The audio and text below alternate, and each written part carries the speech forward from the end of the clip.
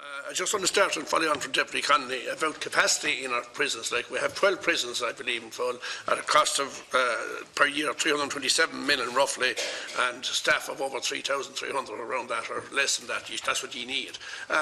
Is capacity there for the prisons that are coming on street and the ones that you foresee coming in next year? Or, you know, we all hear about this revolving door system.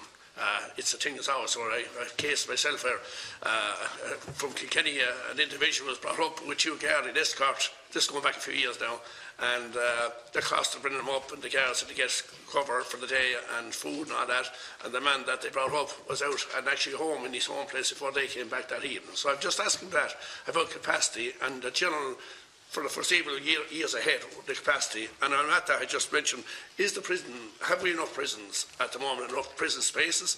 And we're at that, I just want to ask you about Tartan Hall. What is it was mentioned there, it was a long time ago since I went out there with a committee to see it. It's going to be state-of-the-art prison, and is it still in the pipeline when funds come available to have a state-of-the-art prison in Tartan Hall, with a lot of costs there already involved? So just open questions. Okay, thank you, Deputy. Just to let you know, as of today, we are at 94% of the capacity that's available to us across the prison estate. We have seen an increase in our numbers over the last 12 months, and we've risen from operating at 85% of capacity to 94%. That means you have spare capacity. We do have capacity within the system at the moment. We do indeed, Deputy. Our numbers are subject to peaks and troughs, as you can imagine, depending on the activity that's happening within the courts. I mentioned earlier that we are seeing increases in certain categories of prisoners, so certainly seeing an increase in relation to the number of female prisoners being committed to custody from 122 in custody in January 2017 to 168 in custody in January 2019, and that's across two prisons, so the Doka Centre, and we have a small female prison in Limerick Prison. We're also seeing an increase in the number of prisoners on remand, so around 579 in custody on average in January 2017, and that's increased to 701, or by 21% in January 2019. There are some measures that are underway that will give us additional capacity. We are introducing a step-down unit for female offenders, and this was a recommendation of the Penal Policy Review Group, and actually, very happily, the Department... And what kind of facilities mean step-down? Would they be outside the prison? Would it be like Shelton Abbey thing, open prison, something like that? There was a recommendation made that we would have an open prison for women, but we decided to go with a step-down model, which is run by a third party in the community, but that puts in place all of the wraparound services that that'd be outside of the 12 prisons. That'd be outside. Absolutely. So it won't be run by the prison service. It'll be run by a service provider in the community, but we will have access to 10 beds between ourselves and the probation service, and it's really for women who have very, very complex needs, so that we can release them into the community with the wraparound services that they require in order not to reoffend and come back into our custody. The Deputy may also be aware that imminently we'll be signing a contract for the replacement of A and B wings in Limerick Prison. So that's our next major piece of capital expenditure, and that project will take place over the next 18 to 24 months and will give us an additional 125 spaces. On top of the male wing that's been replaced, we're building a standalone prison for female offenders on the site in Limerick, and that will provide 50 female spaces, which will be very welcomed in the context of the increase that we're seeing in so you're happy offenders. That we have enough capacity, and for the foreseeable future, without building a new state-of-the-art prison, yeah, we're able to handle what we have. So we're can you mention the revolving door? Can you answer that one, the revolving door system? To ensure that we are in a good position to deal with the demands, which can go up and down, we're looking at the capacity across the estate at the moment. So we're conducting an audit of all of our accommodation at the moment to see what additional capacity might be available to us within the estate. We also have some accommodations that's not in use at the moment. So the training unit, which is a prison that's located on the Mountjoy campus site, has been out of operation for the last 18 months. We'll be bringing that back into operation, which will give us 100 spaces. And we also have a unit in the progression unit, which is formerly St. Patrick's, again on the Mountjoy campus, which will give us 50 additional spaces. So I'm certainly confident that for the foreseeable future, there is additional capacity that we can bring within the system so that we can manage our numbers. In terms of temporary release, the Deputy raised a question. We've certainly moved away from what the Deputy referred to as a revolving door to a position where we have anybody who's out on temporary release on a structured programme. And the Secretary-General mentioned earlier 2 programmes that we run in cooperation with the probation service. So the Community Return Scheme, which is for prisoners who are serving sentences between 1 and 8 years, who swap out some of their prison time for time spent on community service, who are contributing greatly in their communities in terms of the types of projects that they're undertaking. Secondly, we have a community support scheme, and that's for prisoners who are serving 3 months to 12 months, who can be released, but again, released with supports in place, so supports for their addiction issues, supports for the mental health issues, so that they don't fall into the pattern of reoffending. So our numbers on temporary release have reduced significantly, and as of today we only have 160 prisoners on temporary release, and that would be in sharp contrast to the... Can you tell me what percentage of those people on temporary release would offend again while out on temporary release, or early release, whichever way you want to put it? Yeah, well, do you know, is that a problem, leading them out too early and they reoffend and they're back in before you can say... Well, if I relate it back to those schemes that we have people on, our community return scheme, we have a success rate of 91%.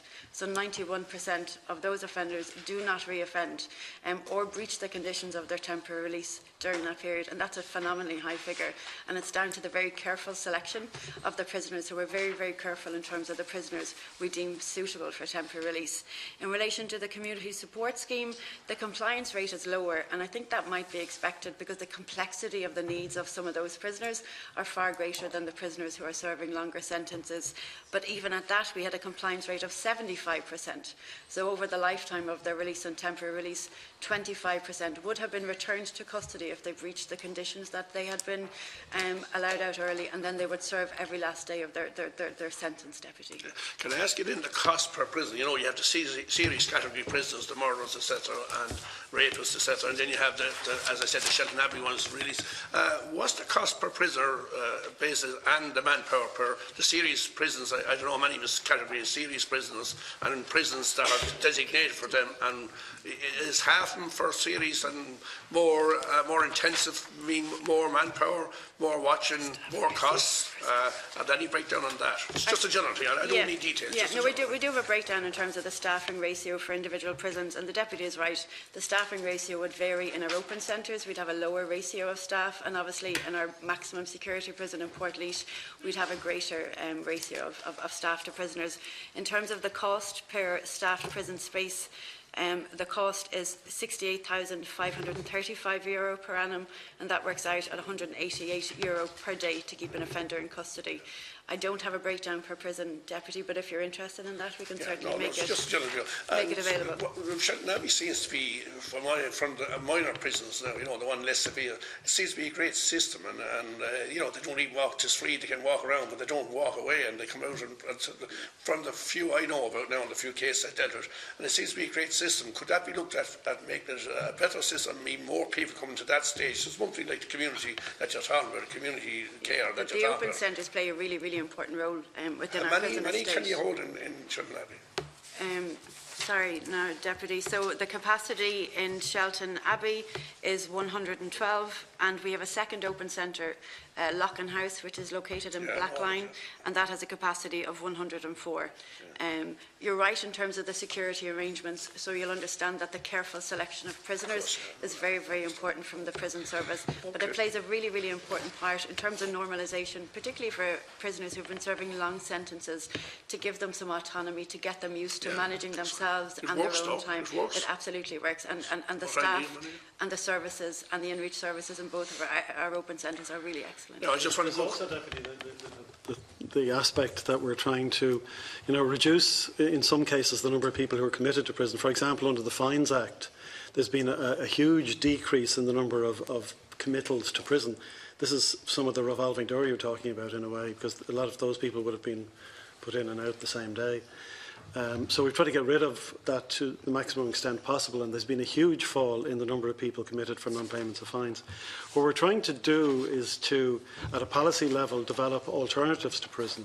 And this actually bears also on your earlier question about the number of prison spaces we need. Well, if we can develop more use of community service, for example, a community service sentence, or in relation to fines of attachment orders or recovery orders or things like that, which are not custodial arrangements, then it's win-win all round, because the Exchequer isn't paying 68,000 to house somebody in a prison, and isn't putting somebody in a prison who isn't really suitable for, the nature of their transgression is not one that should lead them into a prison. We are looking, and there's a debate in the neighbouring island when they're not debating other things. They have been talking about the issue recently of short sentences below 6 months or below 1 year, and whether or not people who are in that sort of category really should be in prison, or whether, by definition, the transgressions must be relatively minor if that sentence is that long, and might it be better to do community service? And that's the direction of policy. That sounds good. Yeah. Just on Thornton Hall, have you any comment on the future use of Thornton Hall? Is it still envisaged to be a state-of-the-art prison, and whenever we can afford it, the state? No, what we're doing now, Deputy, is the Department is talking to the Land Development Agency, which has now been established by the government. The way we look at Thornton Hall now is that this is a strategic land bank that's available to the state. It was purchased, investments have been made there, particularly putting in access roads and so on like that. We've indicated on the advice of the Prison Service that we should retain about 40 acres of it for potential future use for the Prison Service. But the rest of it, we're talking to the Land Development Agency. How about housing then? Well, their immediate concern is housing. It doesn't absolutely follow that it would be housing that would be put there. For example, in order to build houses elsewhere, they need to move other facilities, for example. So would they want to move a facility of some sort to Thornton? That's a possibility. But in any case, it is to deal with the housing issue, yes, but that doesn't absolutely imply building houses. But in any case, that's a matter for them. We are in discussion with them about it, and very active discussion with them about it. Can I ask, just come to, and this is a quick comment on governance again, which was covered by Deputy Conley, I'm sure others before me. We had a whistleblower, as you know, a witness here in front of us, and I was very taken by him, and he was seen very genuine. Now, we shouldn't be calling a whistleblower, he came in as a witness, but that's what they're being seen as now as whistleblowers. This is the new modern name for anyone that speaks out of term. The governance, why would that man have come in front of us and have to come, that we had to listen to his complaints here if the governance system is right and in place? He sounded a genuine prison officer. It sounded like he was genuine about what he was saying. He seemed very, just to see him one-to-one and listen to him, we're all very much taken by him as a witness here, all of us questioning here. I just want you to ask a comment on that. I'm not going to dwell and just ask you a comment on that. Why he should have to come in front of us in the first place. Yeah, we did have this earlier on, and I don't mean to be avoiding the question, but I absolutely can't comment on an individual case, particularly one that is in front of... Well, the reason why we're asking James a witness... Actually, if you give me a minute, I'll kind of get my way back to it. But what I'm saying is I can't comment on an individual case. However, first of all, the protected disclosure process is there to allow anybody to raise a genuine concern that they have. Right, so somebody can raise protected disclosures, they can be investigated, they can be found sometimes not to be merited, but that doesn't imply the person didn't genuinely raise them, that they didn't genuinely believe them when they were raised. So the protected disclosure process is very important to provide an avenue for people to raise things in a way that they can consider to be safe. Some issues are best dealt with through formal investigation, and that's the direction in which we have gone down with our protected disclosure.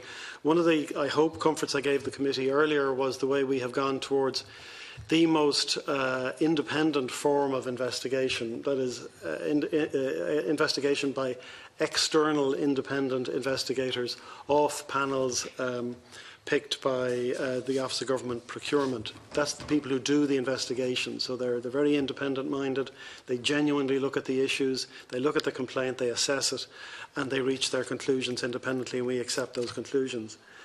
But that is not the only mechanism available, and under Dignity at Work programme, which is a very important programme in the civil service now, we also look at less formal forms of engagement, including mediation, and that was raised earlier And I All indicated... these procedures have been, that man wouldn't be here in front of us. I don't want to talk about individual care. I'm not talking about individual Well, to be fair, Deputy... He wouldn't be in front of us if all those procedures you're saying is there. So surely he'd have his grievances seen and handled down before he'd have to come to us.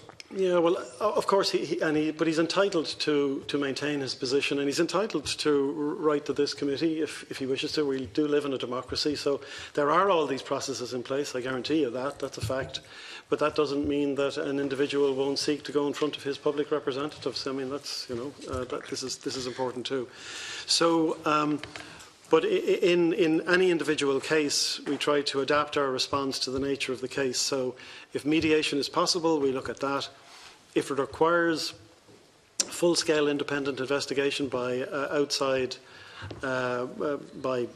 external independent people, from reputable companies, we do that, and we do try to operate these programmes in a reasonable and open way, encouraging people to come forward with complaints if they have them, preferably within our existing systems, but if necessary through protected disclosure. But the systems are there, Deputy, I guarantee you, and they are robust and they are independent. Okay, because I have to move on. Sure. I want to talk about escort duties and safety, both for the prison and safety for the prison wardens that are actually going on escort duty. I'm talking about prisoners going out to dentists, hospital, doctors, etc. Because I was contacted by prison wardens over an issue, and I suppose we can't debate it here either, but an issue that happened in Dublin here, a stabbing issue, I suppose you're well aware of it, where a prison warden was stabbed, and the prison staff or the unions representing weren't very happy with the response they got, and it was all hush-hush, and I don't want to say too much about it now because it's probably in somewhere along in the court case, something like that, but that situation, what is in place to... I'm talking about that individual one because that's the only one I know of, and I got complaints from prison wardens that know, and I know them personally, about this situation, and it could happen again. And why did it happen? And why was it allowed to happen? And are they health and safety I'm talking about here, both for the prisoner and the prison warder? And where is that case? And there were a lot of concern about what happened by the prison warders themselves. The deputy understands. I can't talk about the I know you can't individual I understand case, that. but what I can say is subsequent to that incident, which is a very, very serious incident and is treated very, very seriously by the prison service, as is every assault or injury any of our staff incur. The State Claims Agency conducted a very thorough assessment in relation to the safety of staff within the Irish Prison Service, and with a particular focus around escorting of staff. We've introduced new escort guidelines for staff. All of our staff have received specific training in respect of those escort guidelines. Because of this incident? The State Claims Agency conducted a review directly related to that incident, and as a positive response to ensure we took whatever measures were necessary within the prison service. So we have our new escort guidelines in place. All of our staff have been trained. One of the recommendations, and it came up earlier in relation to the purchasing of handcuffing, was that we would standardise the handcuffs that are in place right across the prison service so that everybody was fully familiar with the handcuff and how to put it on and to remove it from a prisoner.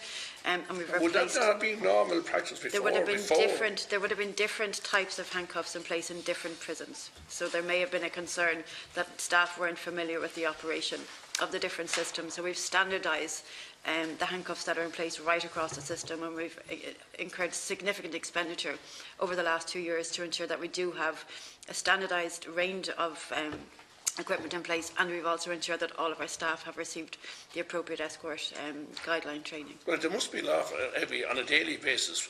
Prisoners have to go to dentists, have to go to doctors, have to go to hospitals, have to go to sprains, wherever.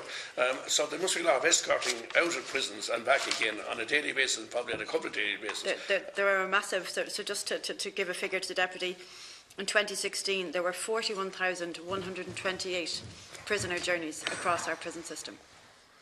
And that's a yearly thing. That's yes. a yearly average. Yeah. Yes. So it accounts for quite a lot of our activity. And are these incidents like the one we speak of, are they rare? Indeed, they are. That would be very rare. Yes. Very rare.